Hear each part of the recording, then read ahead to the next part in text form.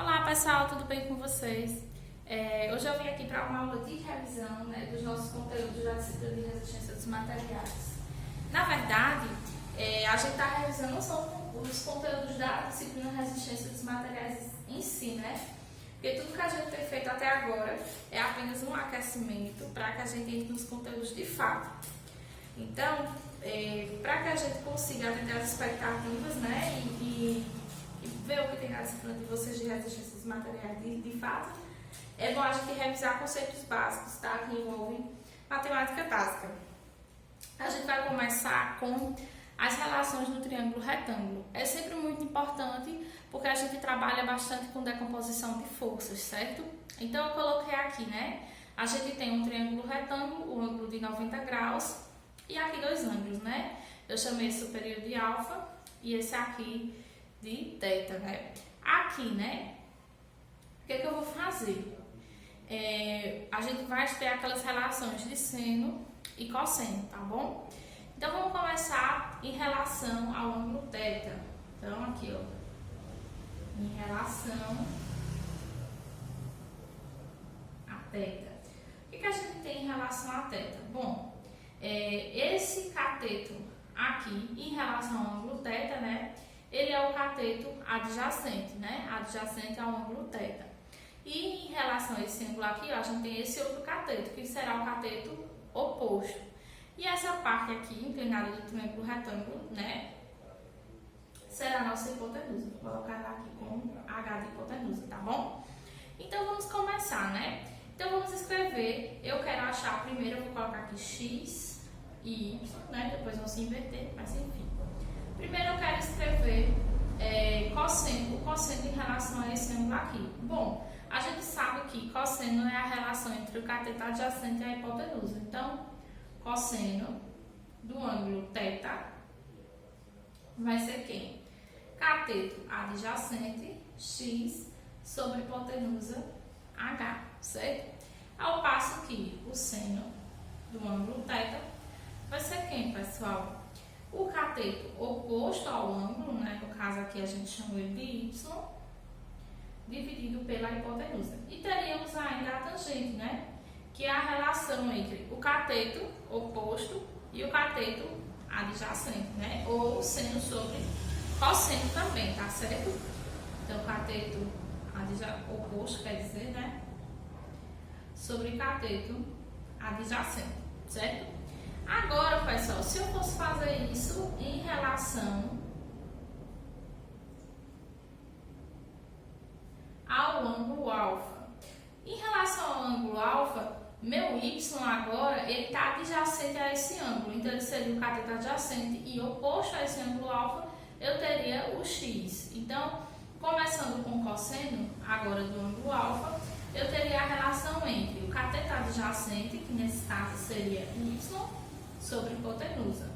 E o seno do ângulo alfa seria a relação entre o cateto oposto ao ângulo, que no caso o oposto ao ângulo alfa seria x, sobre a hipotenusa. E ainda a tangente de alfa, que agora seria o inverso, Seria o cateto oposto, x, dividido pelo cateto adjacente. Tá certo? E aí, a gente vai ver muito isso quando a gente tiver que decompor um vetor em relação ao ângulo. Então, vamos colocar aqui, certo? Vamos imaginar aqui um eixo, Um eixo cartesiano, onde a gente tem a direção x e a direção y. E aqui vamos imaginar também, aqui saindo da origem do eixo, um vetor, certo? Esse vetor, pessoal, eu vou chamar ele de V. Ele tem projeções, certo?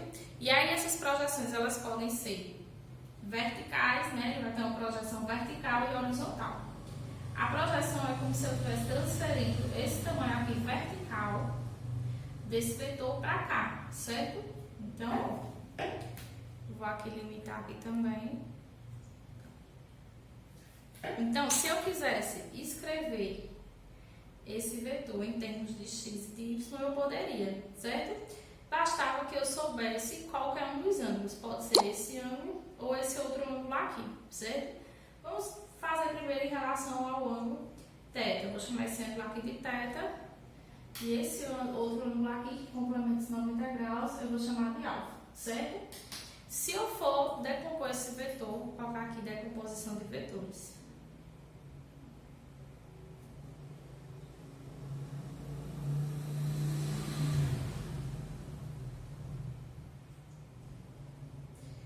Se eu for decompor esse vetor em relação ao ângulo θ,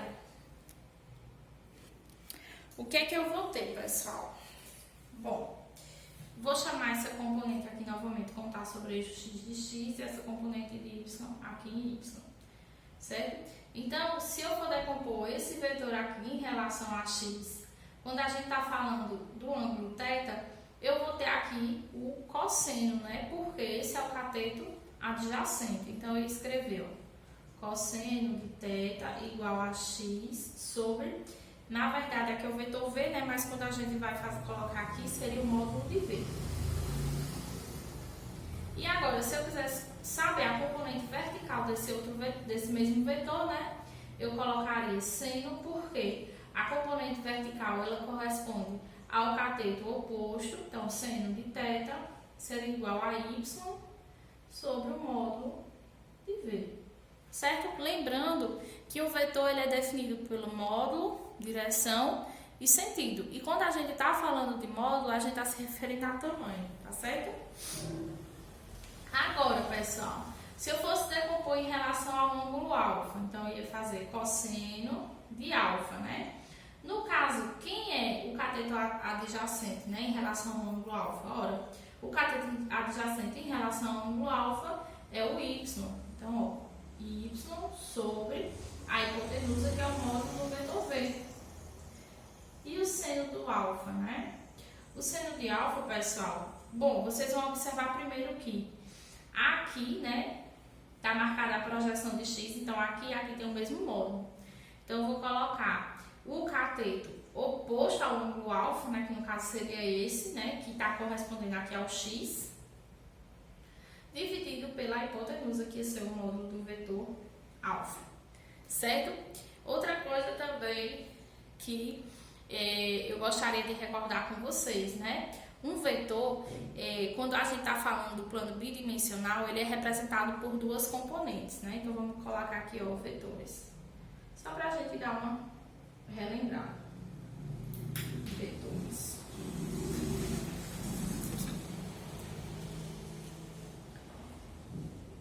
Então, ó, os vetores no plano bidimensional, vou escrever aqui o vetor, né?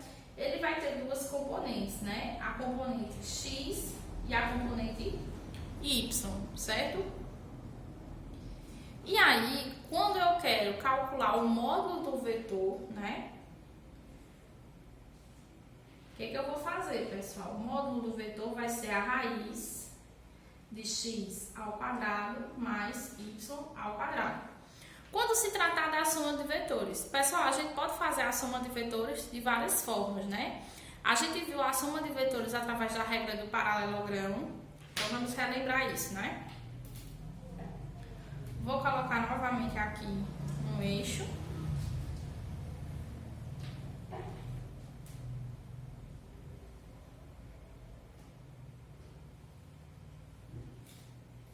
Certo? O eixo x aqui. Y, né, o plano cartesiano, e aí vou colocar aqui dois vetores. Só para a gente ir relembrando essa parte da regra do paralelogramo. Vou chamar esse vetor de vetor A e vou escrever o vetor B aqui no eixo X. Certo? Lembrando que vocês têm vários exemplos que a gente já fez a respeito disso no caderno de vocês, né? Antes da pandemia. Então, ó. Aí eu quero somar esses vetores pela regra do paralelogramo. O que eu faço? Ó, paralelamente ao vetor B, eu vou vir aqui, ó. Certo? Vou tracejar, né? A projeção desse vetor B. E aqui também, de forma paralela ao vetor A, ó. eu vou vir aqui, ó, na extremidade do vetor B e também representar essa projeção. Aí aqui, pessoal, tem um encontro. O vetor soma entre A e B ele vai ser representado, né, por esse vetor aqui. Certo? Que tem origem aqui e extremidade aqui. Então, esse aqui é o vetor A mais o vetor B. Se eu souber as coordenadas do meu vetor, como é que eu faço para somar ele? Bom, vamos supor que a gente tem um vetor A, né? E aí, em x, ele seja 3 e em y ele seja 4, né? Imaginando ainda que pode ser até esse vetor, né? Porque a gente vê que tanto a componente x quanto a componente y, elas estão no lado positivo do eixo cartesiano, né? E vamos supor que esse vetor B, como ele está em cima do eixo x em x, ele tem um valor, né? Vamos colocar esse valor aí, como a gente está vendo um pouquinho mais para cá, 5. E vamos supor que em y ele seja 0, né? Que está em cima do eixo. Bom, e aí eu quero a soma desse vetor. Então, para eu representar em termos das coordenadas A mais B, né? O que eu vou fazer? Eu vou somar x de A mais x de B, y do vetor A mais y do vetor B. Então, ó, A mais B vai me dar aqui. X de A é 3, mais x de B 5, y de A 4, y de B 0. Então, aqui, ó, eu teria agora o vetor soma entre A e B, ó. 3 com 5, 8, e 4 mais 0, 4. Certo? E aí, se eu pedisse ainda o módulo desse vetor soma? Bom, pessoal, o módulo do vetor soma seria, ó, colocar aqui o módulo entre A mais B, a resultante do x ao quadrado, né? Então, raiz da resultante do x ao quadrado, mais y ao quadrado, né? Que no caso seria 4 ao quadrado. Então, A mais B, né, em módulo seria 8 ao quadrado. Vou fazer isso aqui com vocês, né? 64 mais 4 ao quadrado, né? Dá 80. Então, seria 64 mais 16, né? A mais B seria igual a raiz de 80, que a gente ainda poderia estar simplificando, certo? Não vou fazer isso porque a gente não fez isso em sala, só para a gente saber, né, essa parte de extrair o módulo. E aí, pessoal, é basicamente isso, né? Se eu tiver aqui mais de 2 vetores, vou fazer a mesma coisa, vou pegar as coordenadas, somar, né, e extrair o módulo. Quando tiver alguma coordenada com signo negativo, obviamente eu vou subtrair, tá certo? Então, só relembrando aqui, que também a gente já viu na sala, mas aí eu vou desenhar novamente aqui o eixo cartesiano, só pra gente comentar rapidamente sobre isso, né? Que é em relação aos sinais, tá certo? Outra coisa interessante que eu observei no exercício de vocês, tinha uma questão que falava assim, para você dizer, calcular o módulo, né? E o sentido do vetor, e dizer o sentido do vetor resultante. E aí, a maioria dos vetores, eles estavam localizados todos no eixo X, né? E algumas pessoas ainda erraram em relação a isso. Então, vamos ficar atentos, pessoal. Quando tiver no lado positivo, quando tiver no lado negativo, tá? Então, por exemplo, ó, quando tiver aqui o vetor no primeiro quadrante, né? Como é nesse caso aqui, ó. Tanto o x como o y, eles serão positivos. Quando o vetor tiver agora aqui, ó, nesse outro quadrante, certo? Aqui, ó, o vetor nesse outro quadrante. O valor de y, ó, se você observar a projeção dele aqui em y, vai estar no lado positivo, só que x vai dar para o lado negativo do eixo. Quando o vetor tiver nesse outro quadrante aqui, ó, tanto em x, ó, se você for ver a projeção aqui, ó, tanto no eixo x, né, quanto no eixo y, as projeções desse vetor serão negativas. E se ele tiver aqui, ó, então aqui negativo, aqui um negativo em y, positivo, positivo em y, negativo em x, e nesse último quadrante aqui, ó, pessoal, a gente tem negativo no eixo Y, que está abaixo do eixo, né? E positivo no eixo X, né? Se você quiser verificar aqui a projeção, ó, você vai ver que aqui a projeção no X é positiva e no Y continua sendo negativo abaixo do eixo, tá certo? Pessoal, em relação a isso, era isso que eu queria revisar com vocês, certo? Vamos para a próxima etapa da nossa revisão. Bom, pessoal, pegando o gancho lá, daquela parte de decomposição de vetores, né? Agora a gente vai aplicar isso ao conteúdo da nossa disciplina, né? Da próxima etapa, na verdade, que foi aquela parte que a gente estudou sistemas de forças aplicados a um ponto material, certo? Inicialmente, lá naquela ocasião, eu falei para vocês sobre força resultante. O que seria força resultante, né? Vamos imaginar que sobre um ponto material estão atuando duas forças, né? A força resultante é uma força que representa, né, o efeito dessas duas forças que estão atuando nesse corpo. E aí aqui eu coloquei duas, mas isso ocorre com múltiplas forças, né? Sempre vai ser o efeito, né, que o somatório das forças produzem, vai ser sempre equivalente ao efeito produzido por essa força resultante, certo? E aí, pessoal, a gente tem que lembrar só algumas coisas, certo? Para continuar essa revisão. Primeiro, assim como o vetor, né, afinal, a força é um vetor, essa força ela vai ter projeções em x e y. Então, ó, vamos lá.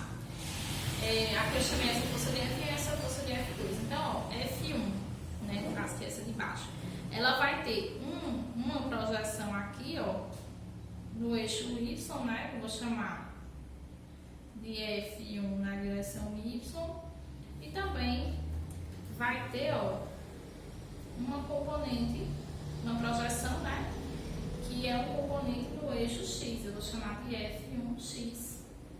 Assim ocorre também com F2, né? F2 tem aqui, ó, um representante em X, que a gente vai chamar de projeção, né, do vetor força, do vetor F2 em X, eu vou chamar de F2 na direção X. E aqui também, pessoal, vai ter uma projeção, vai existir uma projeção aqui dessa força no eixo dos Y, né, que a gente vai chamar de F2Y, certo? E aí vamos lá para aquela parte de força resultante.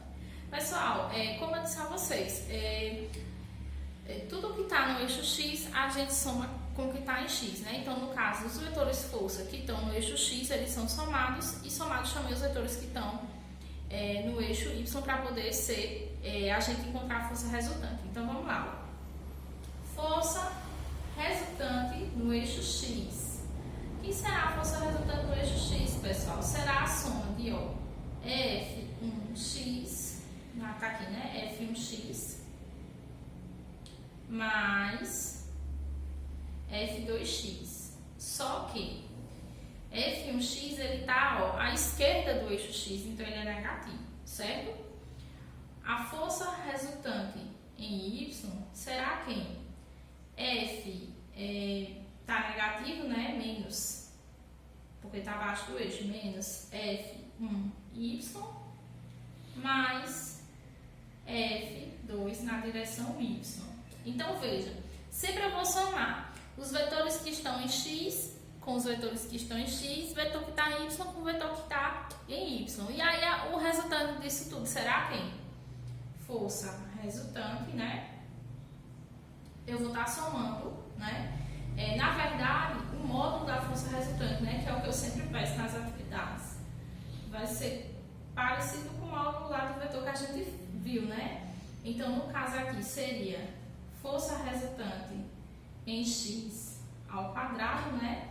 No caso, o valor do módulo mais o módulo da força resultante de Y ao quadrado. Isso me daria o valor da força resultante, certo? Então, se aqui for um vetor, a gente soma o vetor, extrai o módulo e esse módulo a gente vai aplicar para o módulo da força resultante geral, tá certo? Então, vamos lá. Agora, aplicando isso aos nossos problemas, certo? Esse aqui foi o primeiro probleminha que eu fiz com vocês. Então, vamos lá, só fazer essa decomposição de forças e ver como fica esse somatório, certo? Vamos, tá meio tortinho aqui, né? Mas tá tudo bem. Vamos imaginar aqui, ó, que a gente tem o eixo cartesiano passando por aqui. Esse quadro não chega, né? Fazer assim, né? E aí, ó, justamente nesse ponto aqui. Então, aqui a gente vai ter Y e aqui a gente vai ter X, né? Pessoal, toda vez que a gente estiver falando de forças aplicadas em cabos, a gente está se referindo à tração. Então, aqui nesses cabos, né? Cabo AB, cabo BC e cabo B para cá, né? Para o IME, todos eles estão sendo tracionados, né? Outra consideração que a gente vai fazer aqui é que esse sistema está em repouso, né? Então, quando o sistema está em repouso, o somatório das forças necessariamente é igual a zero, que é o que nos interessa para estruturas, né? Interessante nossas estruturas todas estarem em equilíbrio, estarem em repouso. E aí, como eu sei que existe atração, eu vou observar alguns detalhes, né? Por exemplo, aqui do ponto B para o ponto C, eu tenho um cabo, né, que está sendo tracionado. Então, essa tração aqui, eu vou chamar ela de tração BC. Eu vou transportar esse sistema para cá, tá? Vou só representar, né? Que no caso aqui já seria o nosso diagrama de corpo livre, né? Que é a primeira coisa que a gente faz quando vai fazer um problema, né, desse tipo, é desenhar o diagrama de corpo livre. Então, já seria esse aqui, certo? Então, ó, pra cá, na verdade, era pra ter desenhado de rosa, né, gente? Mas vamos ver se vai dar certo. Então, pra cá, ó, a gente viu que a gente tem uma tração, né, de B para C. Então, eu vou chamar de T de B, C. Aí temos outra tração aqui, né, que ela ocorre porque esse peso, né, do bloco M está puxando essa parte, esse cabo aqui, né? E aí essa tração é o próprio peso do bloco. Então, ela aqui, ó, eu vou chamar ela de PM, certo? Que é o peso desse próprio bloquinho aí. E aqui a gente ainda tem, ó, outra tração. Só que essa tração a gente tá vendo ali na figura, né? Que ela tá inclinada. Lembrando que aqui é o eixo Y, né? Sempre importante colocar. E aqui o eixo X. Certo? E aí ela tá inclinada e é uma tração do ponto B para o ponto A. Então eu vou chamar ela de T de B para A. Então, ó, eu não posso fazer o somatório das forças enquanto eu não fizer a decomposição dessa minha tração que está inclinada. Então, eu tenho que determinar essa tração em relação ao eixo do Y e também em relação ao eixo do X, né? Quando a gente estiver falando do eixo X, a gente vai chamar essa tração de T de BA, só que na direção X, e no eixo Y, T de BA na direção Y. Lembrando, pessoal, que minha intenção agora é apenas revisar a decomposição de forças. Somatório de forças, né, a parte de determinação de tração, essas coisas a gente vai fazer depois. Eu só quero deixar essa parte aqui esclarecida para que vocês realmente consigam fazer as atividades, tá bom? Então, pessoal, ó, vemos aqui que essa tração inclinada, ela tem um componente aqui, ó, em Y, certo? E também tem um componente em X. E só então eu vou conseguir fazer o somatório das forças e encontrar o que se pede na questão, né? Que no caso aqui, geralmente se pede a tração. Só que, para poder decompor esse vetor aqui, eu preciso saber do ângulo. Aqui, ó, tá o ângulo θ, né? Ali em cima. Então, eu posso fazer, né, em relação a esse ângulo ou determinar esse outro ângulo aqui, alfa. Então, eu vou fazer os dois e aí a gente conclui a revisão. Depois eu vou fazer uma atividade para que vocês assistam, né? E aí a gente tira dúvidas lá na nossa live. Então, vamos lá. Primeiro, né, vou decompor a tração. Então, decomposição da tração.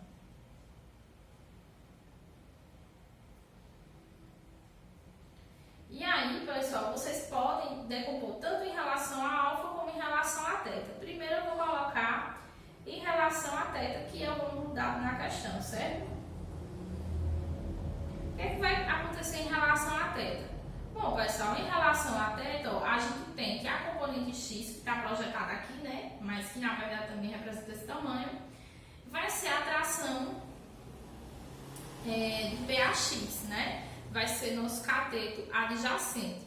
E no caso da componente Y, né, vai ser o cateto oposto ao ângulo, né? Vai ser o cateto T de BAY, vai ser o cateto oposto ao ângulo θ. Então, o que a gente vai fazer? Olha, se T de BAY em relação ao ângulo θ é o meu cateto oposto, então a gente está tratando do seno. Então, seno de θ vai ser quem, pessoal? Cateto oposto ao ângulo θ, T de BA na direção Y, né? Dividido pela hipotenusa, que nesse caso vai ser nosso T de BA. Então, quando eu peço para vocês escreverem, né, as componentes do vetor, o que é que geralmente acontece?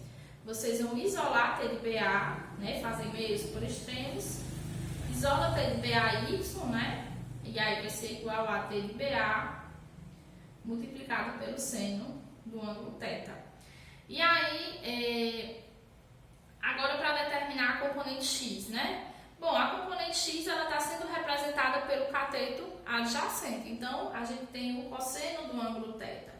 E quem seria o cateto adjacente? Ora, T de BA na direção x, dividido pela hipotenusa, que é o próprio T de BA, né? Tração de B para A. E aí, ó, quando eu peço para vocês escreverem, né, em relação ao ângulo, a gente vai ficar com T de BA na direção x igual a T de BA multiplicado pelo cosseno do ângulo θ. Agora, se eu quiser decompor em relação a esse outro vetor, professor, eu posso? Claro que pode. Então, vamos fazer em relação a alfa. É o inverso do reverso, né? Na verdade. O que é que vai acontecer?